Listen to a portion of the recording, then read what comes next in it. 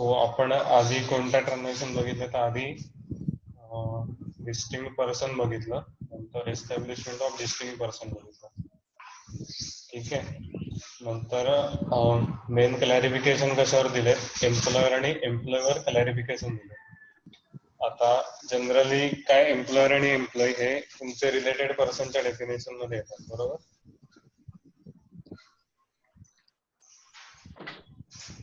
पण हे जे शेड्यूल 3 आहे, सो शेड्यूल 3 प्रमाणे service provided by employ to employer, आणि जर in the nature of employment असतील, इन रिलेशन टू एम्प्लॉयमेंट असतील, तर त्या स्पेसिफिकली निगेटिव्ह लिस्ट मध्ये दिलेल्या. ठीक आहे.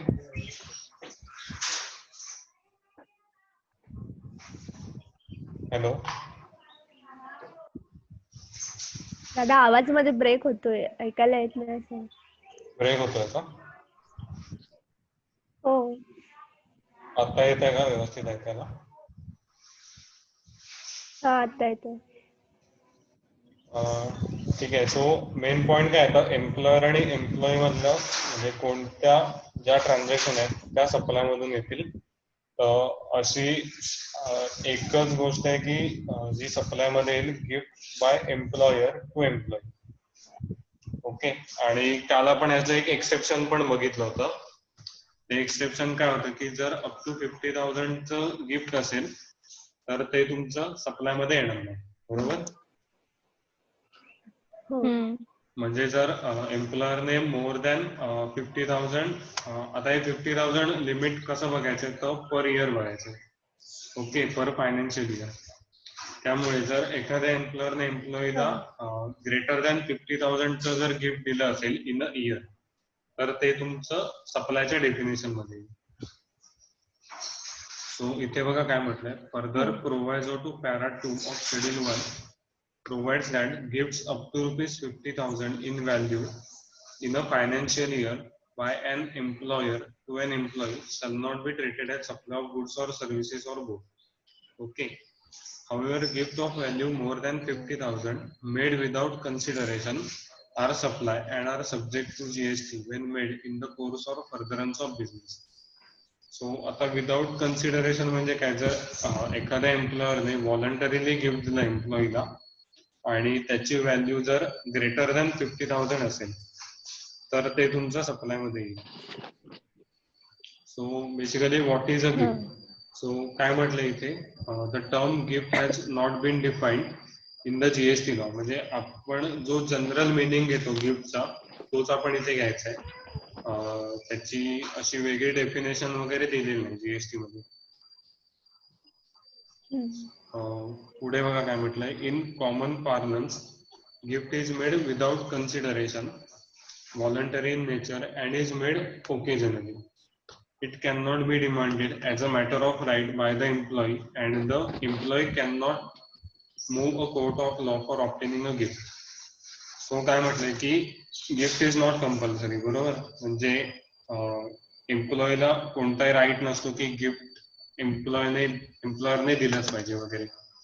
सो जे आपण जनरल मिनिंग बघतो गिफ्टचा तोच आपण घ्यायचा आहे. ठीक आहे. नंतर क्लॅरिफिकेशन कशावर प्रोव्हाइड केलंय की perquisites by employer to employee. So परक्विजिटचे काही एक्झाम्पल सांगू शकता का तुम्ही?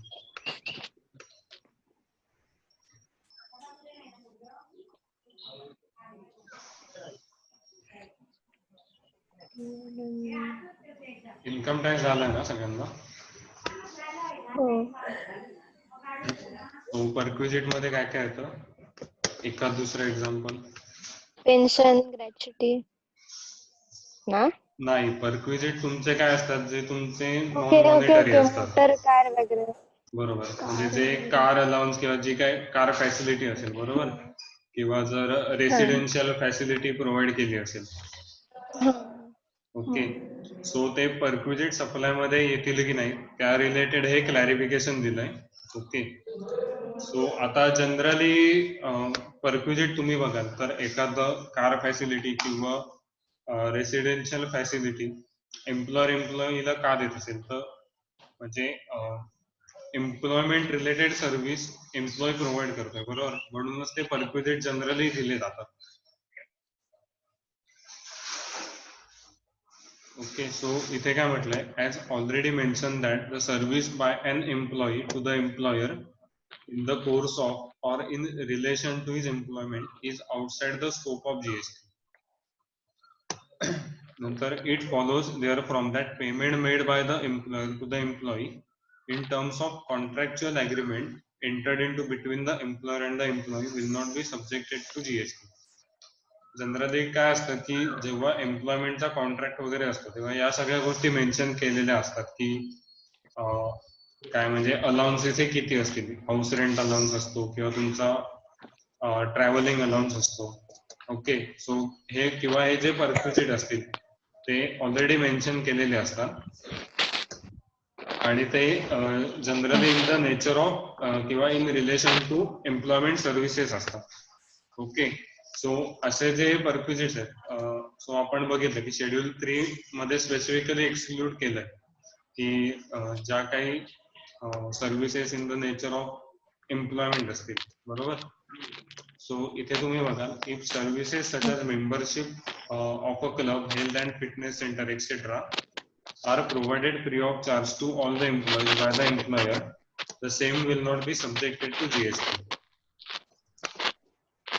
कारण हे जे परक्विजिट दिलंय ते in relation to employment services आहे. नंतर दुसरं काय म्हटलंय, the same would hold true for free housing to the employees when the same is provided in the terms of the contract between the employer and the employee and is part and parcel of the cost to the company. म्हणजे जर एखादी free housing facility वगैरे employer provide करत असेल, okay, so ते पण तुमचं काय होतं in relation to employment service होतं. त्यामुळे ते तुमचं शेड्यूल 3 मध्ये म्हणजे जी निगेटिव्ह लिस्ट आहे आणि सप्लायच्या डेफिनेशन मध्ये थोडक्यात येणार नाही.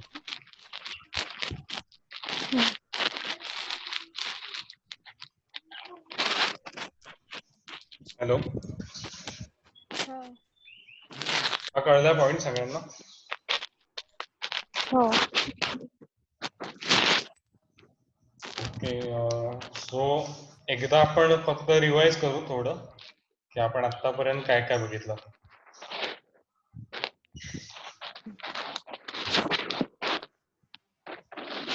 सुरुवातीला आपण एक बघितलं असेल तर तुम्हाला आठवत असेल, एक आपण इंट्रास्टेट आणि इंटरस्टेट म्हणजे काय ते बघितलं होतं.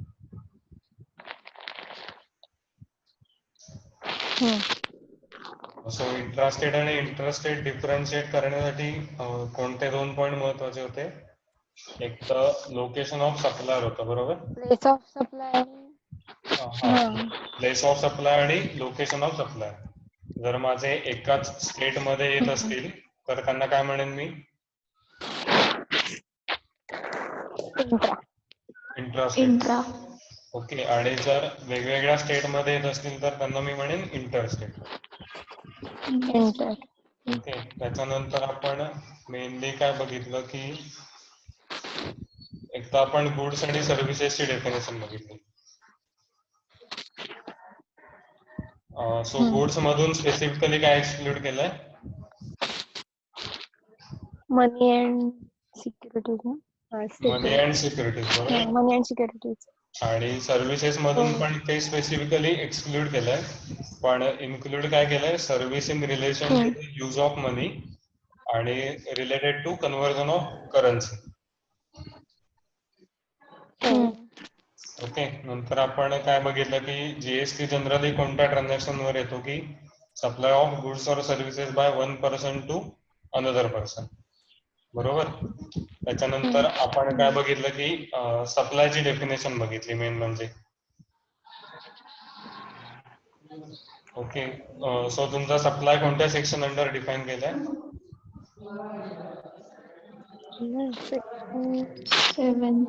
सेक्शन 7, बरोबर. सेक्शन 7 सप्लाय मध्ये पहिला पॉइंट काय होता, कोणत्या कोणत्या ट्रान्झॅक्शन सप्लाय म्हणून येतात,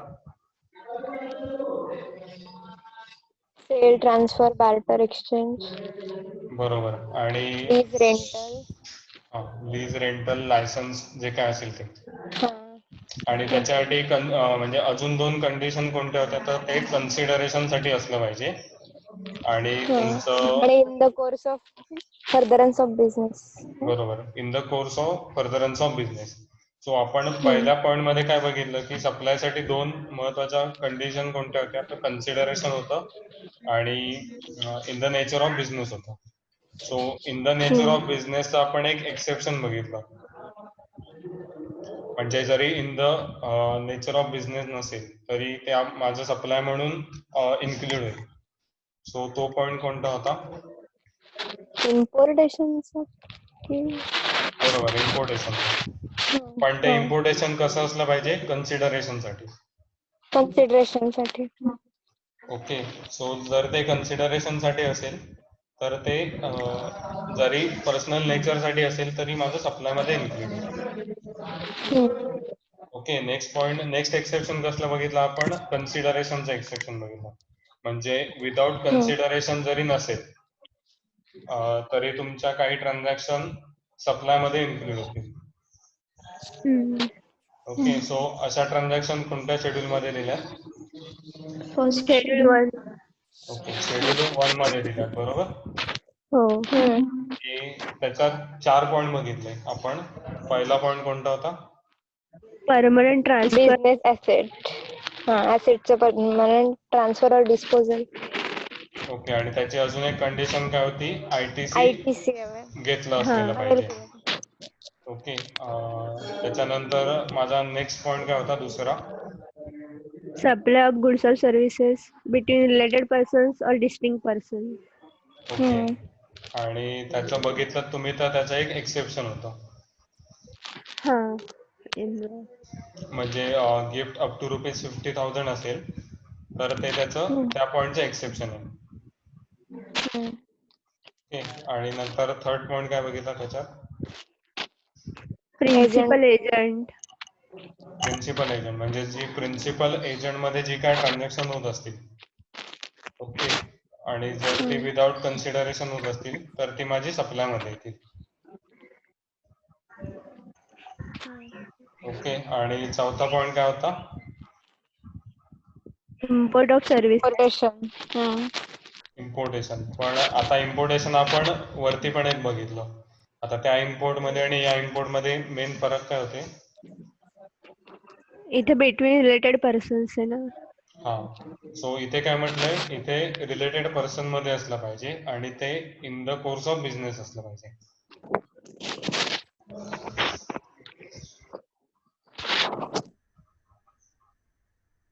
नंतर आपण रिलेटेड पर्सनची डेफिनेशन बघितली. सो बघा, रिलेटेड पर्सन मध्ये पहिला पॉइंट काय होता?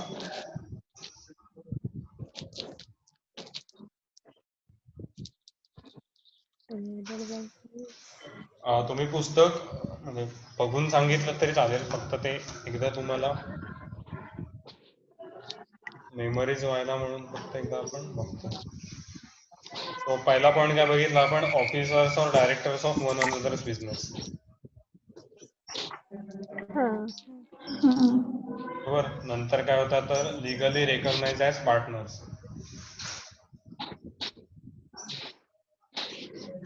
त्याच्यानंतर काय बघितलं की एम्प्लॉयर आणि एम्प्लॉई असतील तर. एम्प्लॉयर आणि एम्प्लॉई. थर्ड पॉइंट काय? जर एखादा थर्ड पर्सन अशा 2 पार्टीज मधले मोर दॅन 25% शेअर्स जर होल्ड करत असेल, ओके, तर त्या 2 पार्टीज रिलेटेड पार्टीज होतील. नंतर जर one of them controls other, म्हणजे एक पार्टी दुसऱ्या पार्टीवर कंट्रोल करत असेल, तर थर्ड पर्सन कंट्रोल डायरेक्टली और इनडायरेक्टली बोथ ऑफ देम. आता थर्ड पर्सन जर, हॅलो दादा कुठे गेला? आहे. आता येतं का? कनेक्शन गेलं होतं. हो.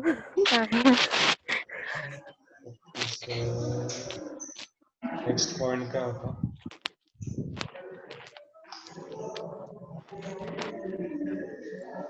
Such persons together control a third person. Such persons together म्हणजे ह्यांच्यापैकी कोणी जर टुगेदर एखाद्या थर्ड पर्सनला कंट्रोल करत असतील तर त्या सगळे म्हणजे एकमेकांसाठी पार्टी होतील. तर आपण बघितलं जर एका फॅमिलीचे मेंबर असतील तर, आणि जर एखादी पार्टी माझा सोल एजंट किंवा सोल डिस्ट्रीब्युटर वगैरे असेल तर. ओके, ही झाली रिलेटेड पर्सनची डेफिनेशन. नंतर आपण काय बघितली, डिस्टिंक्ट पर्सनची डेफिनेशन. ओके, सो माझ्या प्रत्येक वेगवेगळ्या रजिस्ट्रेशन नंबरसाठी त्या ब्रँचना काय ट्रीट केलं जाईल तर डिस्टिंक्ट पर्सन, जरी माझ्या सेम स्टेट मध्ये असतील तरी पण. ओके, आणि एस्टॅब्लिशमेंट ऑफ डिस्टिंक्ट पर्सन कशाला म्हटलंय की माझी एखाद्या स्टेट मध्ये एस्टॅब्लिशमेंट आहे ती रजिस्टर्ड आहे. ओके, आणि जरी दुसऱ्या स्टेट मध्ये अनरजिस्टर्ड एस्टॅब्लिशमेंट असेल, ओके, तर त्या दोन एस्टॅब्लिशमेंटला काय म्हटलं जाईल, establishment of a distinct person.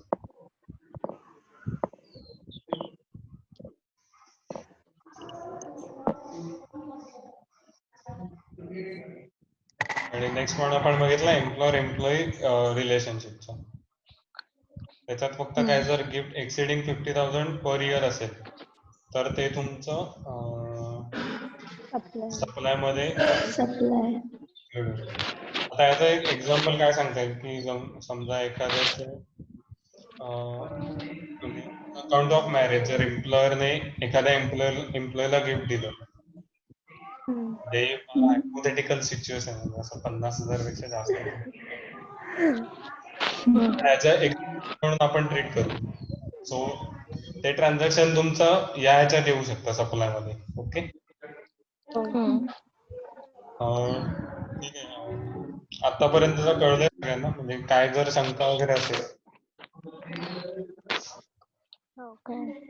तर एकदा तुम्ही वाचा काय झालं आज ते, आणि जर काही शंका असेल तर उद्या विचारलं तरी चालेल.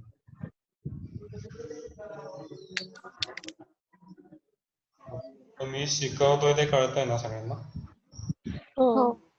असा टीचिंगचा वगैरे फार एक्सपिरियन्स नाही मला, मी एकदा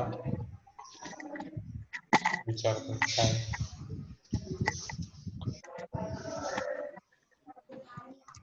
ठीक आहे, मग उद्या 4 वाजता स्टार्ट करू आपण लेक्चर, 4 ते 6. हो चालेल. ठीक आहे, फक्त जे जसं डेली होत आहे ना तसं वाचत जा, म्हणजे तुमच्या म्हणजे पटपट लक्षात पण राहील आणि मग नंतर जास्त मेहनत नाही करणार. ओके, ठीक आहे, बाय.